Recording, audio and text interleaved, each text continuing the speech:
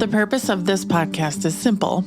We want you to get to know your doctor before meeting them in person, because you're making a life-changing decision and time is scarce. The more you can learn about who your doctor is before you meet them, the better that first meeting will be. There's no substitute for an in-person appointment, but we hope this comes close. I'm your host, Eva Shea, and you're listening to Meet the Doctor. Greetings and welcome to Meet the Doctor. My guest today is Dr. Jason Hall. He's a board-certified plastic surgeon in Knoxville. Known him for a long time, and he also has an amazing podcast called The Trillium Show. So before I introduce him, I want to tell you to definitely go listen to that. So welcome to the podcast, Dr. Hall. Well, thanks. Great to be here, Eva. I reached out to you recently because I noticed that you wrote a book. So I'd love to start there and hear more about what prompted you to write the book. And I'm pretty sure I said you're solving a problem that we all have was my reaction to the book. So looking back on it, I had no idea how much work it was going to be, but it was, I just got tired of seeing all of this industry is so full of garbage, especially when you get on the internet and start browsing social media. There is so much bad information out there.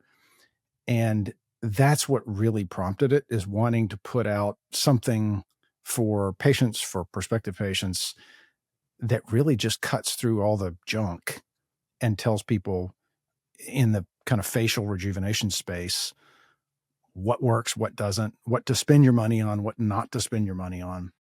And that's really where it came from. It covers everything from skincare to non-surgical to surgery. Is it the whole thing? I don't get into surgery. It really is focused mainly on skincare and non-surgical things. Okay, fascinating. What forced you to write this book? Like, was there a specific thing that happened? I've been in practice now for 15 years. And so it's been just a culmination of seeing patients coming in for surgery. And so many of my surgical, my facelift and eyelids and brows, so many of those patients have gone hither and yon and have spent thousands and thousands of dollars and still end up in my office and say, well, I tried X, Y, or Z, didn't work, didn't accomplish what I was looking for. What are some of the biggest scams that you've seen? I don't want to call it scams because I think the things out there work. All of the things that are out there have some utility. There are obvious exceptions to that, in my opinion, but a good example is the kind of middle-aged, my demographic, 40 and 50-year-old who comes in for neck rejuvenation, who's spent $5,000, $6,000 on oil therapy or cool sculpting. It's a matter of either wrong diagnosis or right diagnosis, wrong plan. Do you think that we try to diagnose ourselves first? I talk about that in the book. I refer to it as Burger King medicine. You get it your way right away, even if it's bad for you. Patients come in, they Google up a symptom. They come in and say, well, I want cool sculpting. I want oil therapy because I saw that this gets rid of my neck. Somebody says, well, great. We've got oil therapy for sale this month. I can get you a deal on that. Instead of backing up and remembering that cosmetic surgery and cosmetic medicine is still medicine. You're still supposed to diagnose before you treat a problem. That part of it seems to be forgotten or underappreciated. Now, there are certainly lots of injectors out there and physicians out there that prioritize that. And you can see that with some of the content that people are putting out. Chris Subio being the first, who really is into educating on proper diagnosis and choosing the right treatment plans. But a lot of the social media stuff that comes out in the aesthetic space is ads, is just trying to sell something. Have you been watching The Pit on Max? I haven't. What it's is that? It's got Noah Wyle in it. Remember when he was on ER, when he was super young? Yeah. Well, now he's got a new hospital show on Max. There was an episode the other day where the social media influencer came in. They thought she was having like a schizophrenic episode, and it turns out she was just poisoned by her skincare cream. I'm not sure. I haven't seen that yet, but I'm sure it's coming. It was not from the United States. They made sure that the story was accurate. It was like she was getting it overseas somewhere and then trying to make money on it by making TikToks. Yep. It happened. And I talk about that, about buying stuff online from influencers. And not to pick on anybody, but there is a trend out there. You look at the skincare market, and it's $1 billion market. The influencers, with white labeled products that come from one of a handful of labs around the world, you can't tell me that some influencer has spent more time and knows more about the skin than the PhD scientists at Alastin or Skin Medica. No way. I remember having a terrible rosacea flare and going to finally getting off my butt and not diagnosing myself and going to a real dermatologist. And she made me stop everything. And she put me on Vanicream and CeraVe. And that was it. And nothing else. She was like, you have to stop using everything so we can figure out what's going on. Yeah. And what happened? I got better very quickly. Within a week, it went away. Mm-hmm. She did give me something later that treated it more, but everything calmed down very quickly. But if you are using all kinds of things, you have no idea what's working or not working or causing you an issue. That's kind of the thrust of the end of the book. I have kind of a plan at the end of the book. I put it together for people, not sure I'd love for them to come to my office and spend their money with us, but you can take it wherever you want to and kind of go through the different areas of aging that you're concerned with and kind of see, this is kind of what works. This is why you're seeing what you're seeing. And these are the things that work. They're scientifically proven to treat that stuff. It's really interesting. I think the plan part is overlooked everywhere. Everyone wants to talk about it, but nobody wants to give you a framework. So that's exciting, first of all. But then I'm curious, did you break the plan down by ages or by skin types, or how did you do that?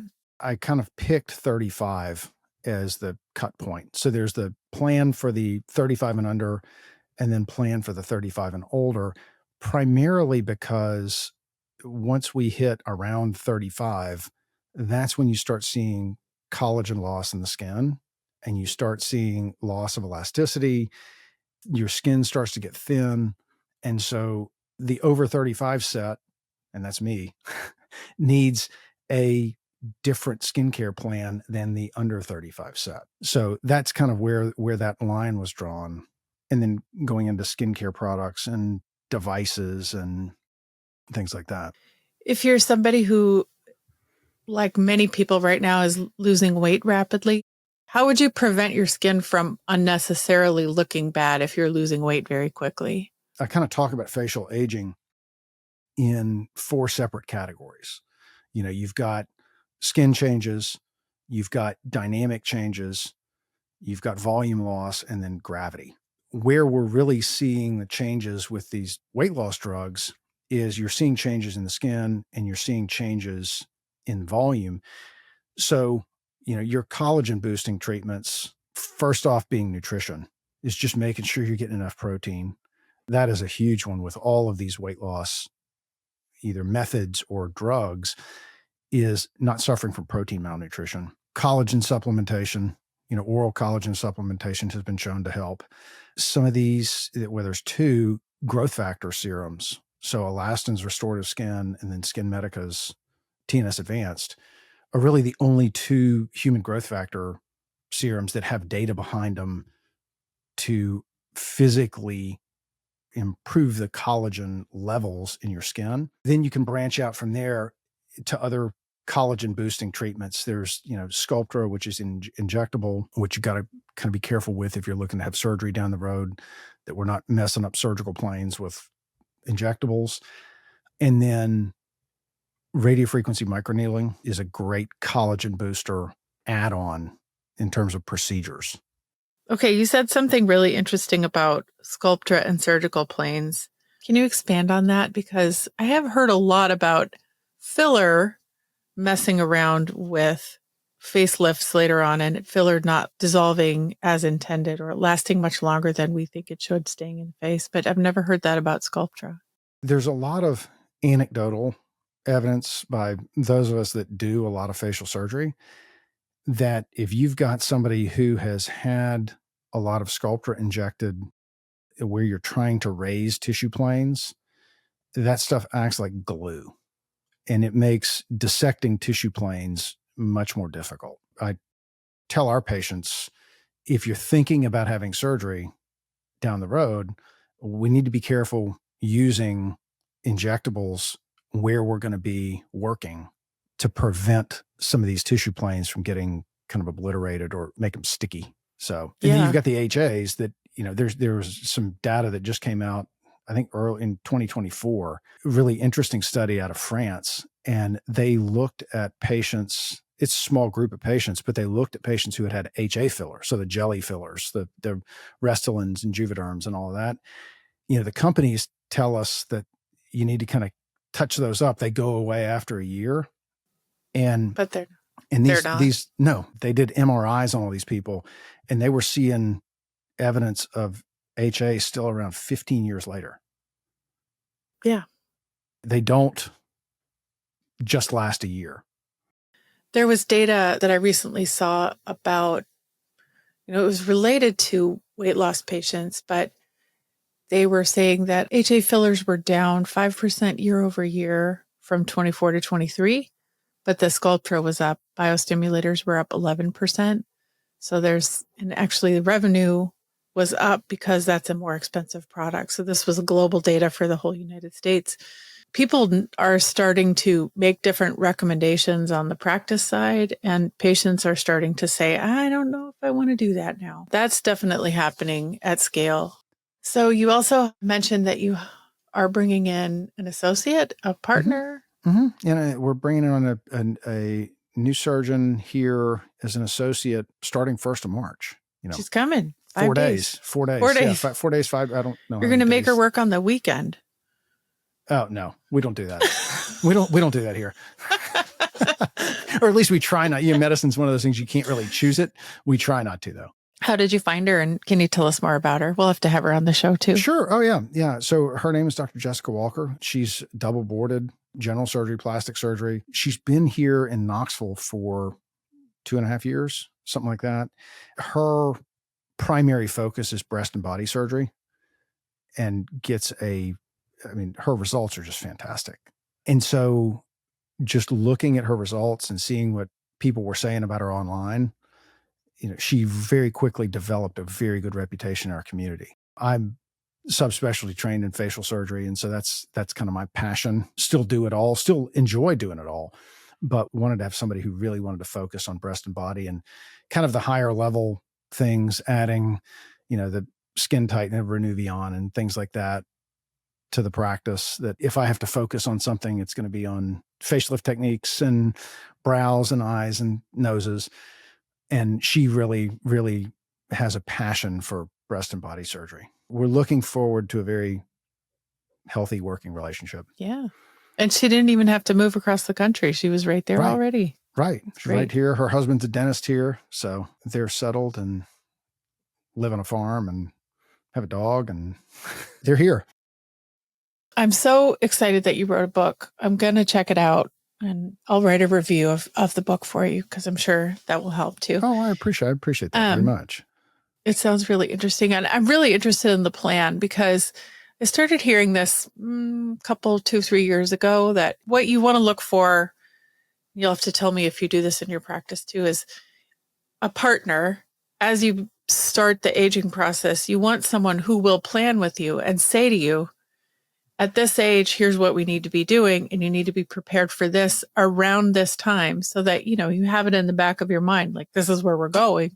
I'm going to get a facelift 10 years from now, or whatever that looks like. So can you maybe talk a little bit about how you partner with your patients to do that kind of planning? Is that something you do? Sure. I think that the main thing is taking time during that first visit to kind of figure out what the goals are. Is this somebody who wants to have surgery, or is somebody who is totally surgery averse? Because those patients exist. They can't imagine ever wanting a facelift. It is partnering with them, kind of meeting them where they are at that first visit and saying, okay, what is it that you're looking to do? And let's see where you're starting. And then we can plot a course to kind of help get you where you want to be. Most of my patients are in their 30s and up, it's starting a good skincare plan. Is if they need a little bit of volume correction, planning what that looks like. Is it a teeny bit of filler under the eyes and the cheeks to kind of help restore some of that early volume loss? Are we starting to see gravitational changes? Yeah, maybe we are seeing some early jowling. We are seeing some early laxity in the skin or in the neck, and they need, something they've always dealt with, and that may be young neck lifts are a thing for people whose anatomy is right. Maybe that's the first place we go. I had a friend who at around 30 went down to UTMB and had a student do her neck lift because her neck was so bad at 30 that was about the only option she had. And I remember it had a huge impact on me because she looked amazing. It didn't go perfectly, but she was fine. Yeah. And we see that, in that younger demographic, isolated deep neck lift is a game changer. It totally changes the way people's lower face and neck look. What you see them coming in for, they say, I just want some liposuction here. That's where it starts. And those are the patients that come in at 30, 35 and say, well, I've spent $5,000 on cool sculpting and it didn't do anything. Well, it's because it's subplatysmal fat. It's under the platysma muscle. They've got hypertrophied muscles underneath. They've got a little deep fat pad. They've got submandibular gland ptosis. And you've got to reshape all that to get a good result. Lipo or cool sculpting isn't going to work. But you got to know what you're looking at and got to know what you're looking for. Yeah. What's that old saying? If all you have is a hammer, everything's a nail. Yep. That's the first quote of the first chapter of the book. Is it really? Yeah. I could have ghost written it for you. Yeah. Then I wouldn't have had the fun of writing, almost 300 pages. Yeah. Okay. So tell me about the process of writing the book. That's really interesting. It was exquisitely painful.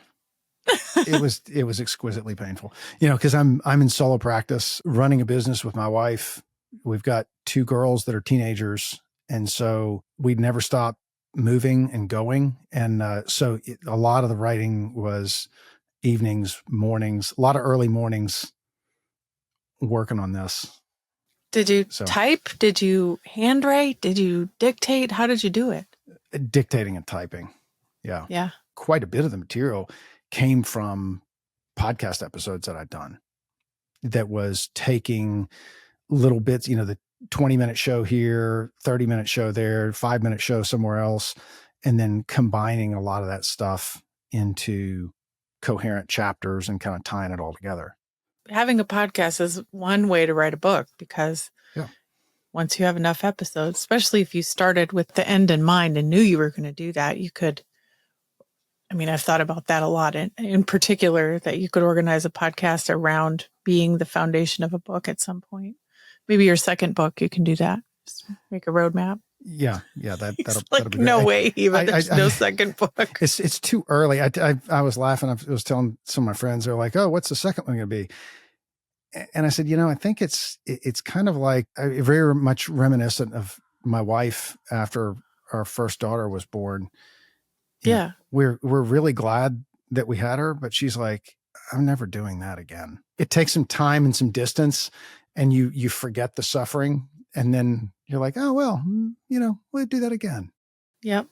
They're so cute and funny. You're like, we should double the fun. Yeah. Yeah, I know that after that first one, you ask all the time, you're looking around like, how do people do this more than once? Yeah. It makes no sense. And we did. We're in that boat. We were like, okay, we're a one and done. And then like, oh no, let's do it. We need another one. So, but I think I learned a lot in the process because I kind of started and just said, I'm going to do this, and didn't have a real strong outline, I just kind of started and ended up spending a lot of time going back and reconfiguring and editing and chopping things up. And so the next one, and if anybody out there is crazy enough to do this, get a good outline first.